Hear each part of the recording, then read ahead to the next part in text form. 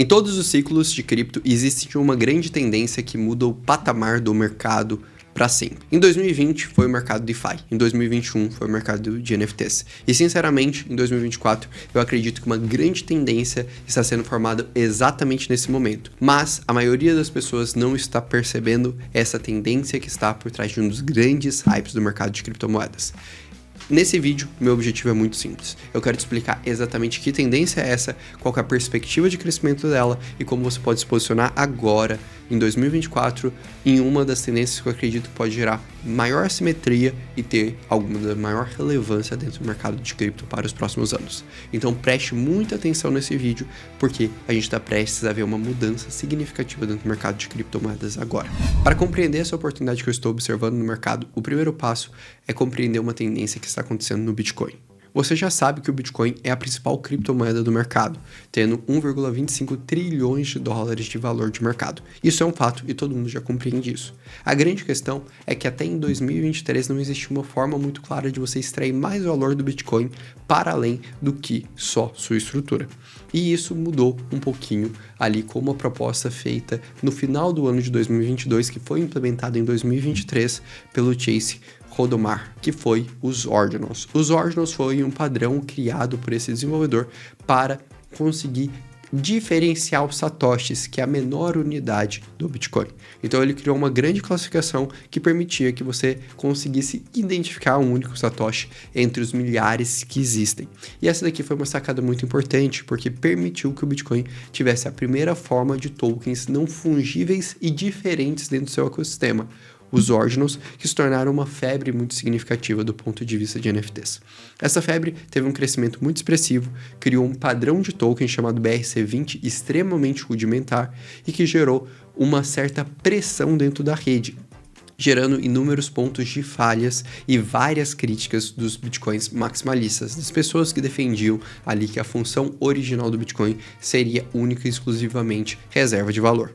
Isso motivou esse desenvolvedor, o Chase, a atuar novamente e criar o padrão Runes, esse que agora se tornou uma febre pós o seu lançamento depois do halving nesse último mês e chamou a atenção de muita gente. Apesar disso e apesar de todo esse desenvolvimento, é indiscutível que grande parte dos runes dos BRC20 foram muito mal sucedidos e na grande maioria das vezes eles não têm utilidade nenhuma. Na verdade, a grande verdade é que por serem projetos muito frágeis, dado que o Bitcoin não é uma blockchain especializada para contratos inteligentes, a gente não tem praticamente nenhuma utilidade dentro desses ativos e a gente não consegue desenvolver nada muito complexo dentro desse ecossistema. Só para você ter uma noção, dos mais de 20 mil runes lançados, apenas 0,4% ganharam sucesso, de acordo com uma pesquisa feita pela Paradigma Research, que mostrou ali que apenas 77 cases desse padrão Runes tiveram mais de 500 holders. Então, sendo bem sincero, quando a gente olha só para isso que está acontecendo, BRC20, Runes e Ordinals, de fato, a gente não tem uma grande revolução no Bitcoin. Na verdade, a gente tem uma estrutura extremamente especulativa e arriscada. Mas, Orlando, você falou que você está vendo uma grande oportunidade. E aqui é o ponto que talvez mude um pouco a dinâmica quando a gente olha com um outro olhar e uma outra visão para esse movimento que está acontecendo aqui no mercado. É indiscutível, como vocês podem ver nesse gráfico, que os runes BRC20 e Ordinals, eles geraram um grande interesse econômico dentro do Bitcoin e mudaram o patamar do Bitcoin, tanto de segurança quanto a perspectiva dentro do próprio Bitcoin da gente conseguir trazer inovações e mudanças dentro dele.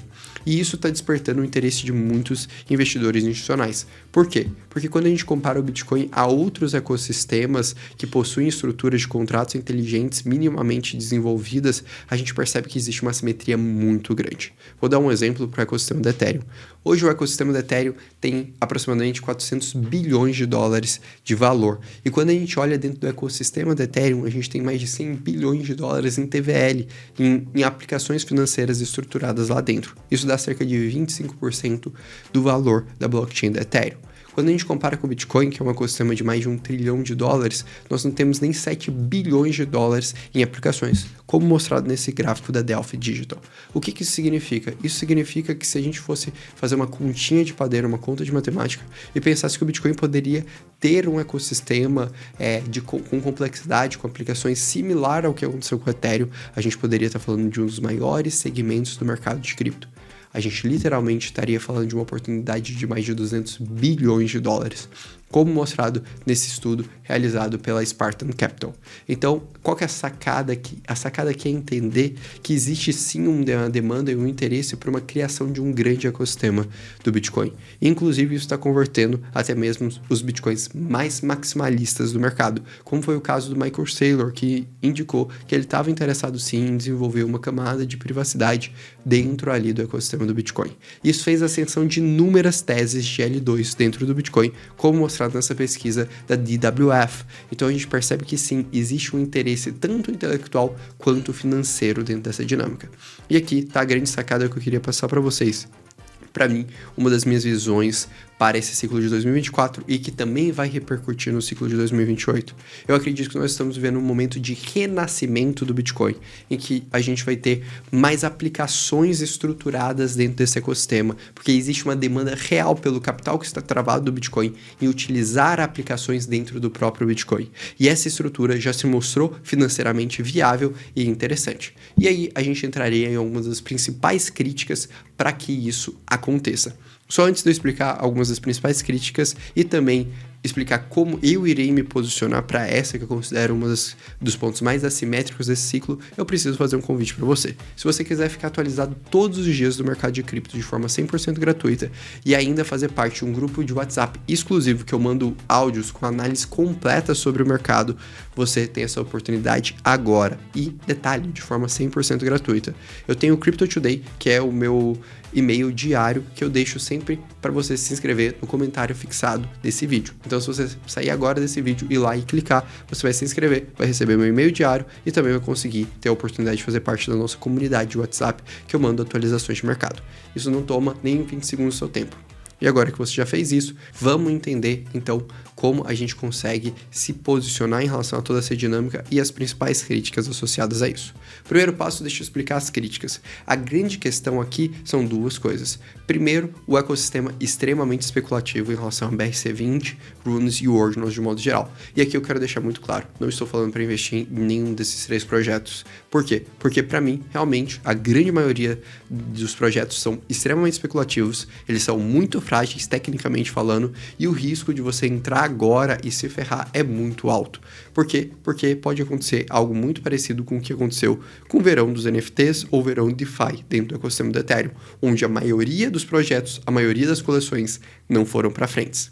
Mas aqui eu não estou querendo falar delas, eu estou querendo falar dos projetos que estão buscando melhorar e evoluir a rede do Bitcoin. E aí a gente cai na segunda grande crítica. A blockchain do Bitcoin não é preparada para isso.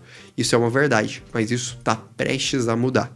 O que acontece é o seguinte, desde o advento dos Ordinals, tem se criado um movimento no ecossistema do Bitcoin para resgatar um OP-Code, que basicamente é uma funcionalidade dentro da blockchain do Bitcoin, chamado OP-Cats. Essa funcionalidade foi criada ali nos primeiros rascunhos do Bitcoin pelo próprio Satoshi, que permitiria uma estrutura que você criaria cofres dentro da rede do Bitcoin, permitindo ali o resgate de forma temporizada de Bitcoins, entre outras estruturas. Na prática mesmo, sendo um pouco mais técnico, depois eu traduzo para você, a blockchain do Bitcoin se tornaria uma blockchain de estados, ou seja, uma blockchain que conseguiria ali ter uma estrutura muito similar a dinâmicas de contratos inteligentes e travamentos de valores da blockchain do Ethereum. E isso, de fato, viabilizaria segundas camadas realmente seguras dentro do Bitcoin, em que você conseguiria te fazer estruturas de confiança muito mais robustas dentro do mercado. Isso é o BIP 4.2.0 e, para mim, é uma das propostas mais revolucionárias que a gente já observou do Bitcoin e que agora está sendo testado pelos desenvolvedores, como mostrado nessa notícia do The Block. E para mim, com a evolução disso, a gente tem sim uma oportunidade muito interessante do desenvolvimento de segundas camadas dentro do Bitcoin extremamente robustas. E aí chega o meu ponto de como eu estou me posicionando dentro dessa dinâmica e dentro desse ecossistema. A sacada aqui é o seguinte: existe tanto capital intelectual quanto capital financeiro olhando para esse mercado. E provavelmente o ano de 2024 e 2025 vai ser marcado por inúmeros projetos de L2 sendo lançados no mercado. Então, sinceramente, eu não estou na expectativa de segurar a token de nenhum desses projetos. O que eu vou fazer? Eu vou analisar projetos mais robustos que tenham financiamento de venture capitals minimamente relevantes e estruturas mais seguras para farmar airdrops, porque eu tenho visto muitos desses projetos bem interessantes, como é o caso de Bob, Babylon e Botanics. Então eu vou me posicionar em airdrops desses cases, aproveitar essa primeira simetria nesse primeiro momento, com os lançamentos dos tokens, etc., esse hype do mercado de cripto que pode acontecer em 2024 e 2025 ao longo dessa próxima bull run, e depois disso vou reduzir minhas posições, mas vou continuar acompanhando esses projetos, e vão ser projetos que em grande parte, que evoluírem bem, construírem comunidades interessantes, que eu vou me posicionar em 2028, porque sinceramente eu acredito que a revolução que os Ordinals Runes e BRC20 construiu e se provou financeiramente vai ser algo que vai continuar e ser perpetuado dentro do mercado.